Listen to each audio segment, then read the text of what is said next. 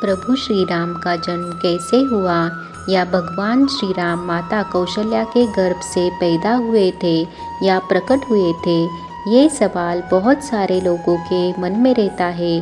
आज के वीडियो में इस बारे में बात करेंगे, कैसे हुआ मर्यादा पुरुषोत्तम राम का जन्म। प्रभु श्री राम के बारे में बहुत सारी कथाएं प्रचलित है। महर्षि वाल्मीकि के बालकांड और तुलसीदास के रामचरितमानस में चैत्र मास के शुक्ल पक्ष की नवमी तिथि को भगवान श्री राम ने इस धरती पर जन्म लिया था, ऐसा उल्लेख किया है। हालांकि उनके जन्म को लेकर अलग अलग मत है। अधिकतर विद्वान भगवान राम के जन्म का समय अभिजीत मुहूर्त में बताते हैं। पौराणिक मान्यताओं के अनुसार भगवान श्री राम एक अवतारी पुरुष थे। उन्हें विष्णु जी का 7वां अवतार माना जाता है। श्री राम को धरती पर मर्यादा का संदेश देने के लिए भेजा गया था, इसलिए उन्हें मर्यादा पुरुषोत्तम के नाम से भी जाना जाता है।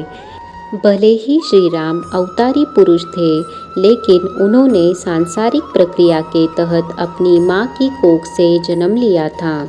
त्रेता युग में सूर्यवंश में राजा इक्ष्वाकु, दिलीप, भगीरथ, रघु और राजा हरिश्चंद्र जैसे प्रतापी राजाओं के बाद राजा दशरथ हुए। राजा दशरथ बड़े ही पराक्रमी और प्रतापी राजा थे। तीनों लोकों में उनकी कीर्ति विद्यमान थी। अयोध्या नगरी के राजा दशरथ और रानी कौशल्या को एक पुत्री थी, जिसका नाम शांता था।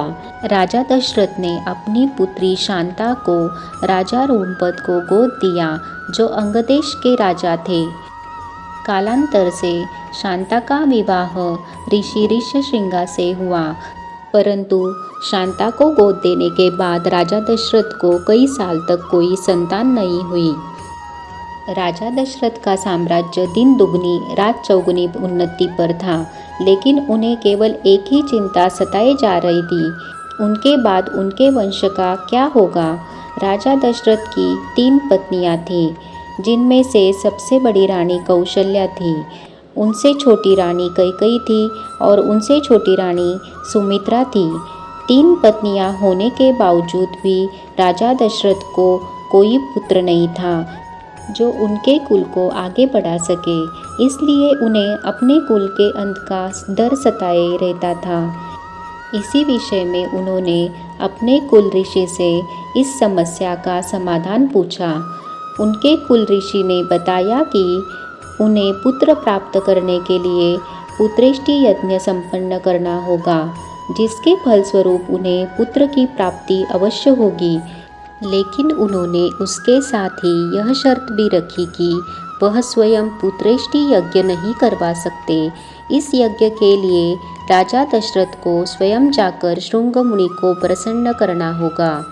शृंग मुनि अथर्ववेद के पूर्ण ज्ञाता है तथा वह पुत्र कामेष्टि यज्ञ के विशेषज्ञ है। वही इस यज्ञ को संपन्न करवा सकते हैं। राजा दशरथ पैदल वन में शृंग मुनि के पास जाते हैं तथा उनसे आग्रह करते हैं कि संतान सुख के लिए वह कितने व्याकुल है। कृपया करके मेरी समस्या का समाधान कीजिए।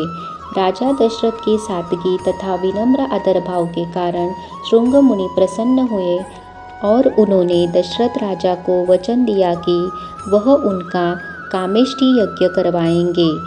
उसके पश्चात शुभ मुहूर्त देखकर उन्होंने दशरथ का पुत्र कामेष्टि यज्ञ संपन्न करवाया। यज्ञ संपन्न होने के बाद हवन कुंड में से अग्निदेव एक खीर का पात्र लेकर प्रकट हुए और राजा दशरथ से बोले, हे राजन, यह खीर ले जाओ और अपनी तीनों रानियों को बराबर खिला दो, इससे तुम्हें संतान प्राप्ति अवश्य होगी। राजा दशरथ खीर का पात्र ले जाकर रानी कौशल्या तथा रानी कैकेयी को दे देते हैं। रानी कौशल्या तथा रानी कैकेयी अपने पात्र में से एक एक निवाला सबसे छोटी रानी सुमित्रा को खिला देती है, जिसके प्रभाव से कुछ समय बाद राजा दशरथ के घर में एक साथ 4 पुत्रों का जन्म होता है। रानी कौशल्या सबसे बड़े पुत्र राम को जन्म देती है।